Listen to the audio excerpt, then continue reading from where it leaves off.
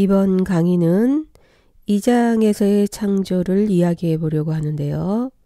하나님의 창조 작업이 창세기 1장 전체와 지난번에 배우신 안식을 통해 모든 것이 끝난 것으로 알았었는데, 오늘 본문을 보시면 다시 창조 사건이 재등장합니다.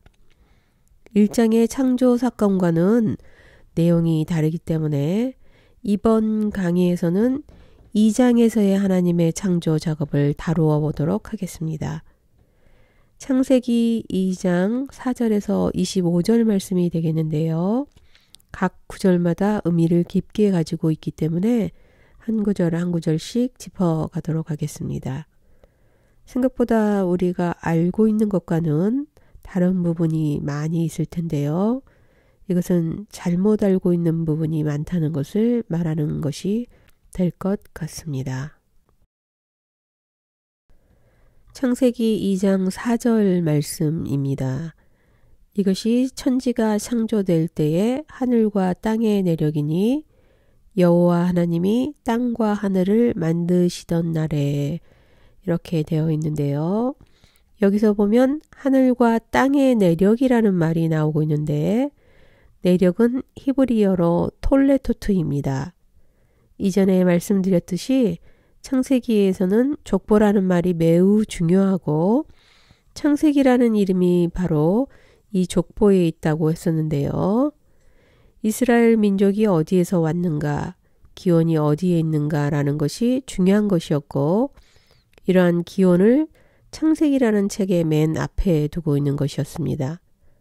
그래서 이 말은 천지 창조에 관한 내용이라는 것을 알려주는 건데, 그런데 천지 창조가 끝난 줄 알았는데 다시 천지가 창조될 때라는 말이 나오면서 새로운 천지 창조 이야기가 등장하고 있습니다. 이게 어떻게 된 것일까요? 이 부분에 대해서는 앞으로 창세기 1장과 2장의 창조를 비교하는 강의를 통해 충분히 설명드릴 텐데요. 어찌되었던 1장으로 끝난 줄 알았던 창조 이야기가 2장에서 새로운 방향으로 다시 시작되고 있다는 것을 알려주는 말이 바로 천지가 창조될 때에 하늘과 땅의 내력이니 라는 말이 되겠습니다. 여기서 말하는 천지라는 말은 이미 여러 번 들으셔서 잘 알고 계시겠지만 하늘들과 땅이 되겠고요. 그런데 여기는 창세기 1장과 다르게 천지가 창조될 때에는 발아를 쓰고 있지만 땅과 하늘을 만드시던 날에라고 나오는 부분에는 아사를 사용합니다. 그러니까 천지 창조 작업에 두 가지 동사를 사용하고 있다는 것이 될 것 같은데요. 이번에는 창세기 2장 5절에서 6절 말씀이 되겠습니다. 여호와 하나님이 땅에 비를 내리지 아니하셨고 땅을 갈 사람이 없었으므로 들에는 초목이 아직 없었고 밭에는 채소가 나지 아니하였으며 안개만 땅에서 올라와 온 지면을 적셨더라. 지금 나오는 내용은 창조 작업 전 상태인 것이죠. 보시면 창세기 1장 2절에 나온 모습이 얼핏 보이기도 하실 텐데요. 그러니까 비를 내리지 아니하셨고 땅을 갈 사람도 없었으며 들에는 초목이 아직 없었고 밭에는 채소가 나지 아니하였다고 하니까 모든 것이 아직 미완성 상태를 나타내고 있는 것으로 보여지죠. 그리고 안개만 온 지면을 적셨다고 하는데 이것은 물을 이야기하는 것이고, 창세기 1장 2절에서 말한 하나님의 영은 수면 위에 운행하시더라 할 때 물이 지구 위에 가득 있었던 그 모습과 동일한 것 같습니다.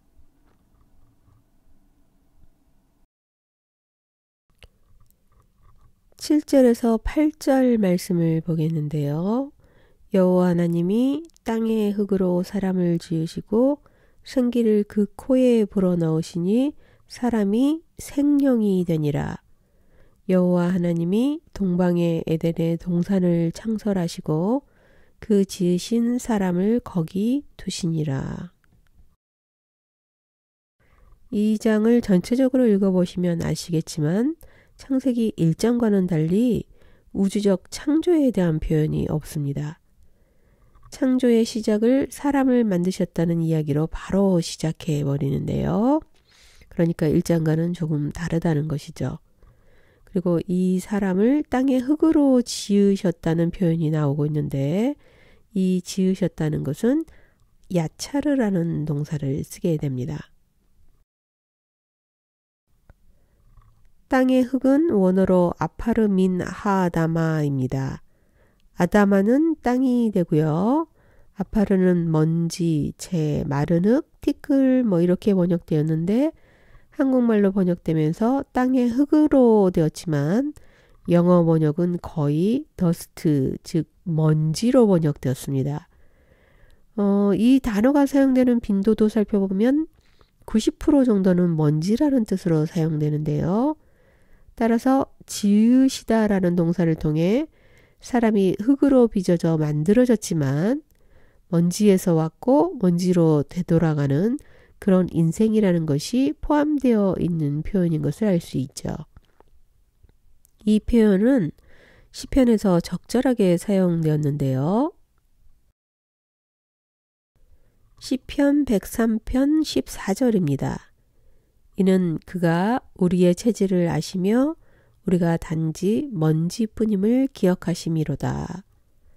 104편 29절인데요. 주께서 낯을 숨기신 즉 그들이 떨고 주께서 그들의 호흡을 거두신 즉 그들은 죽어 먼지로 돌아가나이다. 이 구절들을 통해 땅의 흙으로 만들어진 존재라는 것이 먼지에서 와서 먼지로 돌아간다라는 뜻을 확실하게 느낄 수 있도록 해주고 있습니다. 인간을 먼지로 만드신 이유는 하나님의 위대하심과 대조되는 것이 인간이라는 것을 보여주는 것인데요. 하나님의 무한하시고 위대하심과는 반대로 인간은 먼지와 같은 존재로 만들어졌다는 것을 강조하는 것입니다. 아주 작고 미세한 자이며 불어버리면 사라지는 그런 존재라는 것이죠. 이것은 무엇을 염두에 두었을까요? 하찮은 존재라는 것을 말하려는 것이 아니라 인간이 하나님 앞에서 교만하면 안 된다는 것을 말해주는 것인데요. 즉 앞으로 인간이 하나님과 같이 되려는 것으로 인해 발생할 죄악을 예고하고 있다고 보시면 되겠습니다. 이게 무엇을 말하는지 다들 아실 것 같은데요. 이런 관점으로 보시면 성경은 너무 흥미롭고 재미가 있는 그런 책인 것 같습니다. 이번에는 사람을 작업하실 때 사용하신 동사들을 조금 살펴보겠는데요. 하나님이 땅의 흙으로 사람을 지으시고 라고 나오고 있는데 창세기 1장에서는 인간을 창조하다 라고 말했던 것을 기억하고 계실 듯 합니다. 그런데 여기서는 지으시고 라는 동사를 사용하고 있죠. 제가 하나님께서 창조나 무엇을 만드실 때 사용되는 동사에 대해서 자세히 설명을 드렸었는데요. 1장에서는 바라와 아사만을 사용했다면 2장에서는 특별한 동사로 3가지가 모두 사용되는데 4절에서는 천지가 창조될 때라고 하면서 바라를 쓰고 있고요. 땅과 하늘을 만드시던 이라고 하는 곳에서는 아사라는 동사를 사용하죠. 그리고 이들은 이미 1장에서도 사용됐던 것이고요. 그런데 2장에서는 특별하게 흙으로 사람을 지으시고에서 지으시고라는 야차르라는 동사를 사용하고 있는데 이 동사는 모양이나 형태를 빚을 때 사용하는 동사이죠. 그래서 여기서 이 동사를 사용함으로써 2장에서는 인간을 흙으로 빚었다는 것을 강조하고 있는 의도를 찾을 수 있는데요. 이 표현은 다른 본문에서도 찾아볼 수 있습니다. 에레미야 18장 6절에 이스라엘 족속아 진흙이 토기장이의 손에 있음같이 너희가 내 손에 있느니라 라고 말하고 있죠.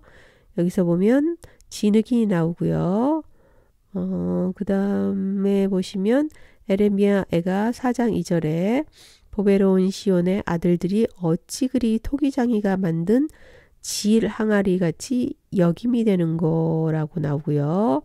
이사야에서도 나옵니다. 우리는 진흙이요 주는 토기장이시니 우리는 다 주의 손으로 지으신 것이니이다. 지금 보시면 모두 인간이 진흙이고 하나님은 토기장인 것으로 표현하고 있는데 이것은 인간을 하나님께서 직접 손으로 빚고 만든 것이라는 것을 표현하고 있는 것들입니다. 창세기 2장을 이해하는데 매우 중요한데요. 하나님께서는 이렇게 손으로 빚으신 뒤에 코에 직접 생기를 넣어서 사람이 살아갈 수 있도록 해줬는데 여기서 생기라는 것은 호흡, 생명 이런 뜻이라고 보시면 될 듯합니다. 이러한 기운을 코에 불어 넣으신 것이죠. 그러자 사람은 생명이 되었는데요. 이 생명이라는 단어는 조금 더 깊게 들여다보아야 할 것 같습니다. 생명이라는 말은 네페르와 하야가 합성된 글자인데요. 네페르는 생명이라는 뜻이고 하야는 호흡하다는 뜻입니다. 따라서 생명은 살아서 호흡을 하는 어떤 생명체가 되었다라고 말하는 것으로 생각하시면 될 것 같은데요. 대부분 생명하니까 살아있는 영을 가진 존재로 이해하실 수 있는데 이것은 오해입니다. 영은 루아흐라는 단어를 사용하기 때문에 여기서는 영을 가진 존재라는 그런 단어로 사용된 것은 아니죠. 네페르라는 단어가 사용된 본문들을 조금 살펴보면 이해가 더 잘 되실 것 같은데요. 창세기 1장에서는 여러 번에 걸쳐 사용하는데 20절에 생물을 번성하게 하라. 21절에도 모든 생물을 그리고 30절에 모든 새와 생명이 있어 땅에 기는 이런 본문에서 생물이나 생명이 있는 모든 것들을 모두 네페르하야라는 단어를 쓰고 있죠. 따라서 생명을 살아있는 영으로 해석하시는 분들이 많으신데 이것은 잘못된 해석인 것 같습니다. 그냥 생명이 주어졌다라고만 인식하시면 좋겠는데요. 이렇게 말씀드리는 이유는 이 장은 그런 존재로 만들어졌다는 것을 말하고자 하지 않기 때문입니다. 네페르와 루아흐가 다르게 사용된다는 것을 알려드리기 위해 영이라는 단어는 어떻게 사용되고 있는지 본문을 한번 찾아보도록 하겠습니다. 영이라는 말은 루아흐라고 한다고 했고요. 호흡, 바람, 성령, 영 이런 뜻으로 번역이 되었는데 대부분은 성령을 나타내는 말입니다. 창세기 1장 2절에 하나님의 영은 수면 위에 운행하시니라 할 때 하나님의 영이 바로 루아흐가 되는 것이고요. 시편에 나오는 주의 성령이라고 말하는 단어가 바로 루아흐입니다. 전도서와 에레미야에서는 바람으로 번역되었고요. 이 단어 역시 루아흐입니다. 에스겔에서 보면 생기로 번역되어 있는 것을 볼 수 있는데요. 이것은 호흡이라고 생각하셔야 합니다. 그러니까 호흡이 들어갔고 호흡을 넣어주니까 살아나게 되는 것이죠. 생기와 살아나다라는 것이 같이 쓰이고 있는 게 보이시죠? 즉 생명과 연관이 깊은 호흡을 말하는 것인데요. 이건 역시 성령과 같은 단어인 루하흐를 쓰고 있는 것이죠. 레페르와 착각할 수 있는데 생기로 번역이 되었기 때문인 것 같습니다. 이처럼 영이라는 루하흐는 우리나라 말로 호흡, 바람, 생명, 영, 성령 이런 말들로 번역이 되어 사용되고 있습니다. 이처럼 루하흐는 성령이나 바람 이런 표현으로 영을 말하는 것이지만 네페르는 영이 아니라 그냥 살아있는 생명 자체를 말하기 때문에 생명을 살아있는 영으로 생각하시면 안 된다는 것이죠. 많은 분들이 하나님께서 코에 생기를 불어넣어 살아있는 영을 가진 존재로 만들었다고 말하는데 여기서는 그런 의미가 아닙니다. 그냥 생명이 있는 생명체가 되었다라고 말하고 있는 것일 뿐이죠. 이번에는 8절 말씀을 볼까요? 여호와 하나님이 동방의 에덴에 동산을 창설하시고 그 지으신 사람을 거기 두시니라. 우리에게 너무나 익숙한 곳이 나오는데 에덴 동산이 되겠죠. 그런데 이건 역시 잘못 알고 있는 부분이 있는데요. 먼저 에덴 동산은 어떤 동산의 이름이 아닙니다. 성경을 자세히 보시면 에덴에 동산을 창설하시고 라고 되어 있는데 영어로 한번 보시면 A garden in the east in Eden이라고 말하고 있는 것을 볼 수 있죠. 그러니까 동쪽 방향 어딘가에 에덴이라는 지역이 있었는데 거기에 정원을 만들었다고 말하는 것입니다. 따라서 에덴 동산이라는 부분에는 번역의 문제가 있을 수 있을 것 같습니다. 이 때문에 많은 분들이 에덴 동산이라는 것을 하나의 동산의 이름이라고 생각하게 된 것 같은데요. 사실 에덴은 수메르에서 나왔다고 합니다. 아주 넓고 광활한 초원, 그러니까 사막과 같은 느낌을 가진 지역을 말하는 것인데요. 산은 분명하게 아닌 듯합니다. 동쪽 에덴에 있는 아마 넓은 평원과 같은 곳일 것 같은데요. 10절에 보면 강이 에덴에서 흘러나와 동산을 적시고 거기서부터 갈라져 네 근원이 되었으니 라고 되어 있죠.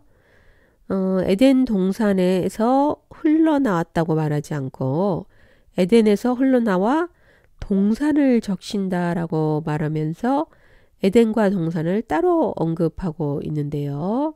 그러니까 에덴 동산이라고 말하면서 하나의 지명으로 생각해버리면 안 된다는 것이죠.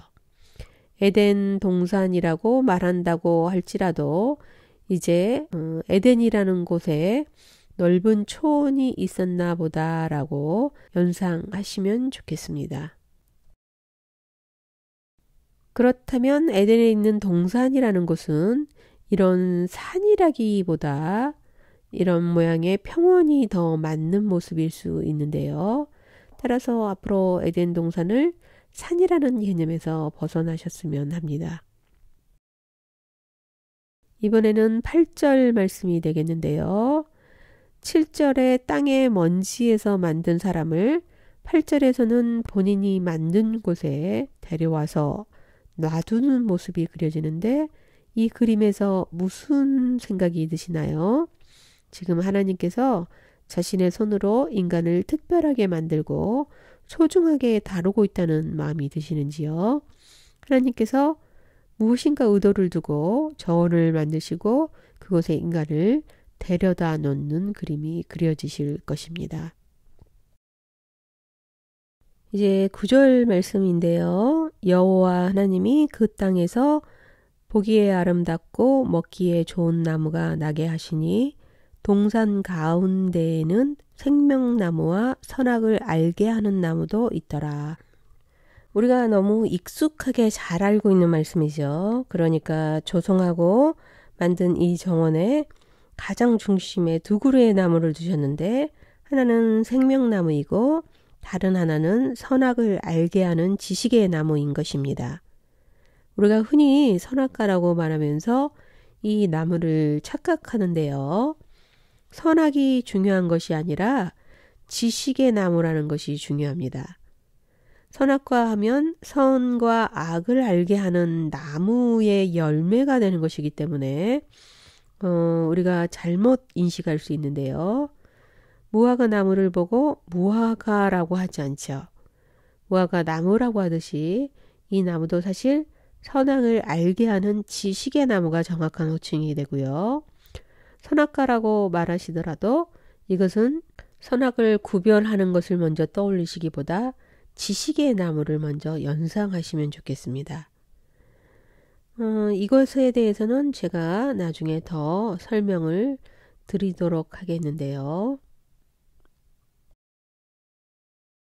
이번에는 10절 말씀을 살펴보겠습니다. 강이 에덴에서 흘러나와 동산을 적시고 거기서부터 갈라져 네 근원이 되었으니, 이 본문에서는 강에 대한 이야기가 나오는데 보통 에덴 동산에서 이 강이 시작되었다고 생각하시는데, 이것도 에덴이라는 지역에서 시작되어 흐르면서 이 동산을 지나가게 되었고요. 여기서 4개의 강으로 나누어지게 되는 것입니다. 따라서 4개의 강의 근원지가 되는 것이죠. 이 강 중 첫 번째로 등장하는 것은 비손강입니다.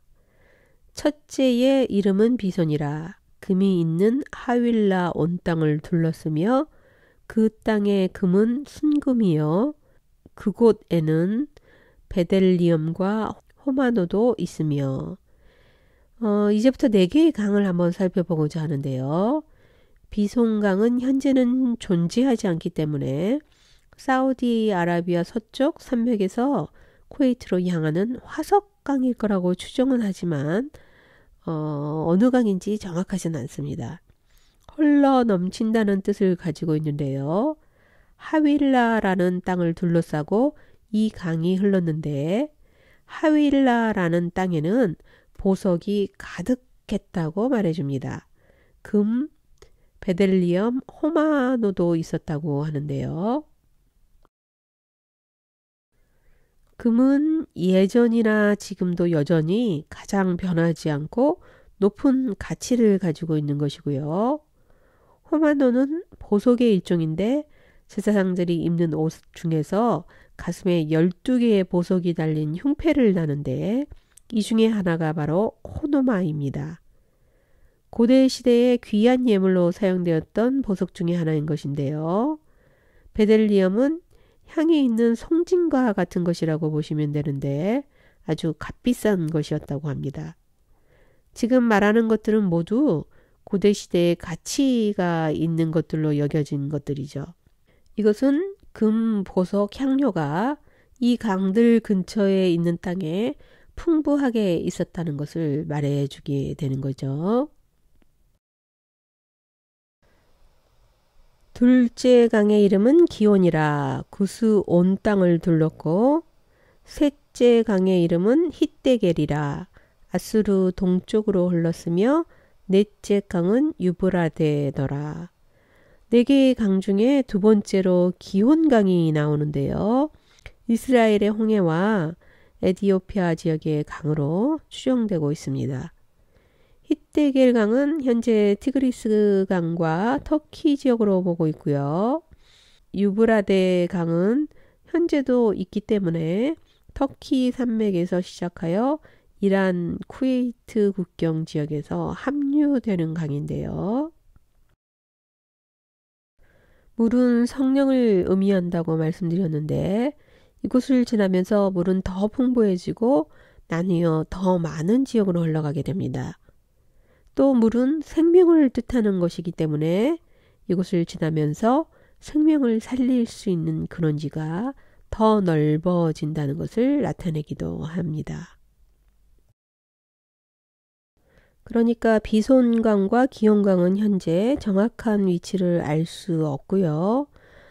위성으로 사라진 강줄기 흔적을 찾았다고 하는 이야기는 있기도 합니다. 그러나 히데겔인 티그리스강과 유브라테스 강은 현존하고 있기 때문에 이 두 강이 만나는 곳을 에덴에 있던 동산으로 추정하기도 하는데요. 하지만 정확하게 어디라고 말할 수는 없겠죠. 이런 사실적 근거를 찾으려고 애를 쓰시는 분들이 많기는 하지만 성경적인 근거를 꼭 눈으로 확인해야만 믿을 수 있는 것은 아니기 때문에 이런 사실들이 있다 정도만 이해하셔도 될 것 같습니다.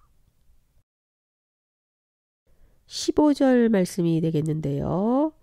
여호와 하나님이 그 사람을 이끌어 에덴 동산에 두어 그것을 경작하게 하며 지키게 하시고 에덴 동산이라는 말은 번역에 문제가 있다고 말씀드렸는데 에덴에 있는 동산, 즉 에덴의 동산이라고 보셔도 될 것 같습니다. 여기서 보시면 하나님께서 손으로 빚어 만든 사람을 에덴에 있는 동산에 두어서 그곳을 관리하게 하는 책무를 주시죠. 경작하다라는 것은 히브리어로 아바드라고 합니다. 경작하다는 외에 섬기다, 일하다, 종이 되다 이런 말로 번역되었는데요. 주로 섬기다라는 뜻으로 많이 사용됩니다. 지키게 하다는 샤마르고요. 관찰하다, 지켜보다, 보존하다 뭐 이런 뜻이 있습니다. 선악과에 대한 진정한 의미를 알기 위해서는 지금 사용되는 의미들을 잘 기억해 놓으시면 좋을 듯 합니다. 이제 아담에게 동산을 위해 지키고 돌보는 책무가 주어졌는데요. 이것은 창세기 28절 말씀을 되새기도록 만드는데 하나님께서 인간을 창조하신 후 말씀하셨죠. 땅에 충만하라, 땅을 정복하라, 모든 생물을 다스리라고 하시면서 자신의 역할을 대리하도록 책무를 주신 것과 같은 모습인데요. 지키고 일한다라는 것은 성막 제사장들의 책무를 말할 때도 사용되기도 하는 것입니다. 민수기 8장 26절에 보면 그의 형제와 함께 회막에서 돕는 배필 직무를 지킬 것이요 일하지 아니할 것이라. 너는 레위인의 직무에 대하여 이같이 할지니라. 이런 말씀이 나오는데요. 이 구절만 봐서는 무슨 말인지 이해가 안 될 수도 있습니다. 본문을 조금 더 확대해서 보아야 하는데 이 본문의 내용 중에서 민수기 8장 23절에서 26절이 무슨 내용을 말하는 것이냐면 레위인들의 성막 봉사에 대한 규정을 말해주고 있는 구절인데요. 이를 통해서 일할 수 있는 나이는 30세부터 50세까지였는데 25세부터는 수습 봉사로 일할 수 있다는 규정과 은퇴 후에는 성막의 일을 완전히 그만두는 것이 아니라 다른 이들을 가르치고 도와주는 그런 배필로서 일을 해라 라고 말해주는 것이죠. 그렇지만 일반적인 일은 하지 말라라고 말하고 있고요. 즉 레위인들은 일평생 하나님을 위해 봉사할 수 있다는 것도 말해주는 것이라고 할 수 있겠습니다. 8장 26절 본문에서 지킬 것이요 일하지 아니할 것이라 라는 단어가 두 개 사용된 거 보이시죠? 지키다는 샤마르와 일하다라는 아바드가 사용되면서 앞에 보셨던 본문에 사용됐던 것과 같이 이 바로 제사장 책무에도 사용되고 있는데요. 이제 16절 말씀으로 넘어가겠습니다. 여호와 하나님이 그 사람에게 명하여 이르시되 동산 각종 나무의 열매는 내가 임의로 먹되 선악을 알게 하는 나무의 열매는 먹지 말라. 내가 먹는 날에는 반드시 죽으리라 하시니라. 선악을 알게 하는 나무의 열매라고 되어 있는데 이게 바로 선악과가 되는 것이죠. 하나님께서는 사람을 만드시고 에덴 동산을 만들어 그것을 경작하고 지키게 하셨고 이제 그 가운데 법을 만들어 주시는데 모든 나무의 열매는 먹도록 허락하시지만 선악을 알게 하는 나무의 열매는 먹지 못하도록 금지를 하시는데요. 그러면서 먹으면 죽게 된다는 공지도 내려주시죠. 그런데 17절 말씀을 보면 먹는 날에는 죽으리라 라고 되어 있는데 우리가 가진 성경에는 표현이 조금 부족하게 되어 있는 것 같습니다. 원어로 보면 그날에 죽는다 라고 되어 있습니다. 이것은 먹는 그날에 반드시 죽으리라 라고 말한다고 보시면 되겠는데요. 이 선악과는 연결되는 소재들이 너무 많습니다. 일단 선과 악이 무엇인지부터 시작해서 선악과를 먹은 것이 왜 죄가 되는 것이며 하나님께서는 왜 선악과를 만드셔서 인간이 죄를 짓게 하셨는지 뭐 이런 여러 가지 심오한 질문들이 생길 수 있습니다. 그래서 이 부분에 대해서는 별도의 강의를 준비해 두었고요. 인간에게 하나님께서 처음으로 금기를 내리신 이 나무에 대한 이야기를 다음으로 미뤄두도록 하겠습니다. 여하튼 이 나무에 대해 하나님께서 먹으면 그날에 반드시 죽을 것이라는 경고를 내려주시는 상황이 되었고요. 이것으로서 창세기 2장에서 보여주는 창조에 관하여 이야기를 나누었고 다음 강의에서도 계속해서 이 강의를 이어나가도록 하겠습니다. 강의를 들으시느라 수고 많으셨습니다. 다음 강의에서 다시 또 뵙겠습니다. 안녕히 계십시오.